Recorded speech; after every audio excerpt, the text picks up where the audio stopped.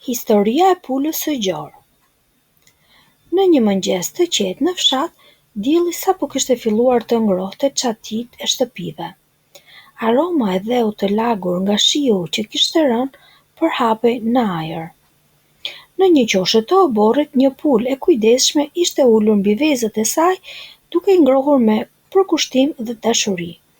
Qetësia mbretëronte rreth saj, por ajo nuk e dinte se nga bari po afrohej ngadalë një rrezik i padukshëm, një gjarë përtinzar që kishte nuhatur ngrohtësinë dhe po afrohej dal ngadalë për të sulmuar vezët. Pula e pa dhe filloi të përleshej me gjarprin. Pas disa manovrimeve të shpejta, gjarpri arriti të pickonte pulën. Pula, me helmin që i diqte brenda trupit, u përpoq të gjente streh tek vendi më i sigurt që njihte, në kotecin e pulave. Por për çudi dhe dhimbje të madhe, nuk gjeti mëshirë. Gjarpri u largua, ndërkohë që pulat e tjera të frikësuara se helmi mund të përhapej dhe të rrezikonte të gjitha, vendosën ta përzinin pulën. Nuk donin të rrezikonin veten për të ndihmuar njërin prej tyre. Pulës së plagosur nuk i mbeti gjë tjetër veç të largohej duke çaluar dhe duke qarë. Lotët i rridhnin jo nga dhimbja fizike e pickimit, por nga braktisja nga përbuzja e familjes së saj, pikërisht atëherë kur kishte më së shumti nevojë për mbështetje.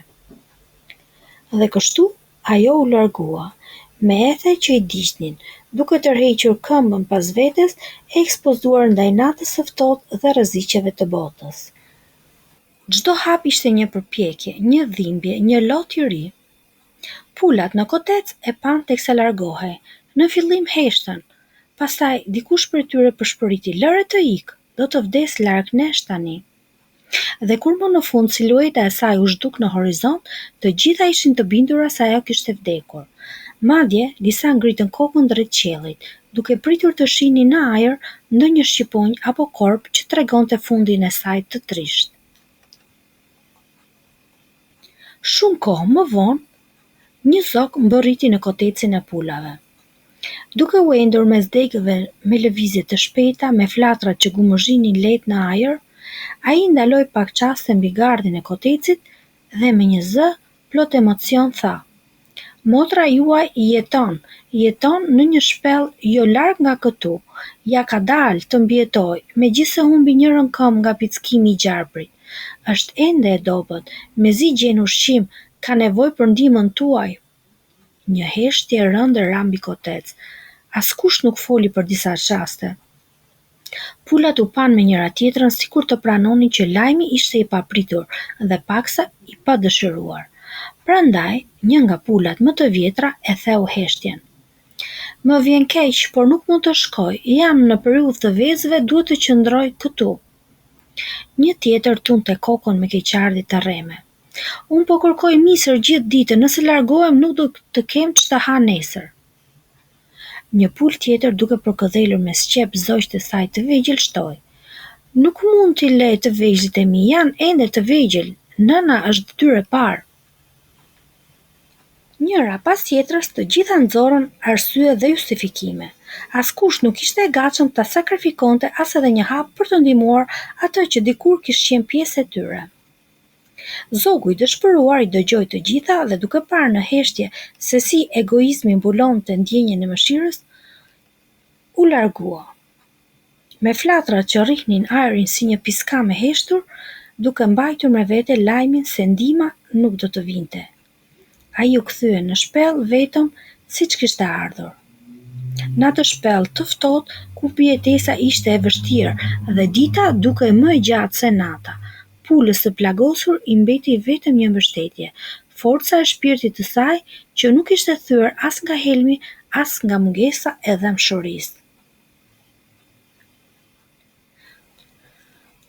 Koha kaloi sërish dhe më vonë zogu u kthye përsëri në kotecin e pulave, këtë herë me sytë e mrekulluar dhe zërin e rënduar nga dhimbja. "Motra juaj ka vdekur," tha ai me zë të ulët. "Vdiqje vetmuar në shpellë, nuk pati askënd që t'i ndihmonte pranë, askënd që ta varrose apo t'i qante." një heshtje e thellë dhe therrse rambi të gjithë pulat.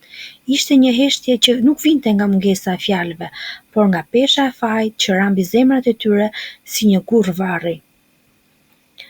Ajo që po lëshonte vezët ndaloi menjëherë. Ajo që po kërkonte misër la kokrat pas dore si të ishin të pakuptimta.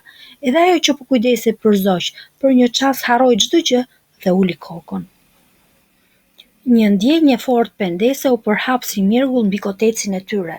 Nuk ishte më helmimi që dhimbte, por braktisja që kishte ardhur prej tyre, një dhimbje që vinte nga thellësia e shpirtit, sepse ndonjëherë keqardhja është më e fortë se çdo helm. Pse nuk shkua më herët, pyesin njëra tjetrën. Dhe pa llogaritur më distancën, lodhjen, pa menduar më për vezët, misrin apo zogjt, të gjithë dolën nga koteci, disa qanin me zë, disa thërrisin emrin e saj, të tjera ecsin të heshtura me kokën ulur. Të mbuluara nga pendesa, ato u nisën drejt shpellës, ku dikur kishte jetuar motra e tyre, ajo që e kishin për zën. Por tani ishte vonë.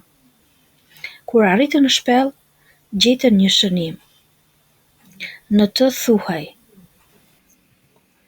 Në jetë, shumë herë nuk e kalojmë rrugën për të ndihmuar dikë kur është gjallë, por e kalojmë për ta varrosur kur vdes.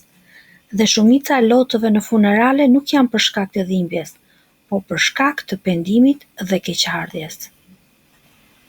Dhe ja ku mbyllet kjo histori. Një histori që nuk flet vetëm për një pul, një gjarpër apo një shpellë, po për të gjithë ne, sepse shpesh e ndjejmë dhimbjen vetëm kur është vonë, sepse mokatet më të mëdha nuk janë ata që bëjmë, por ato që nuk bëjmë kur duhet. Ndihma, dashuria, një dorë e zgjatur, ato vlen vetëm kur jepen në kohë. Mos priteje të vonë për të ndihmuar dikë që ke në zemër, sepse pendimi nuk kthehet pas. Zemra që ndihmon sot shpëton një shpirt nesër. Lër një koment në kanalin ton nëse ju ka pëlqyer kjo video. Do t'ju luteshim ta shpërndani dhe t'i bëni subscribe kanalit ton për të ndjekur më shumë video interesante. Ju falenderojmë për kohën tuaj të çmuar.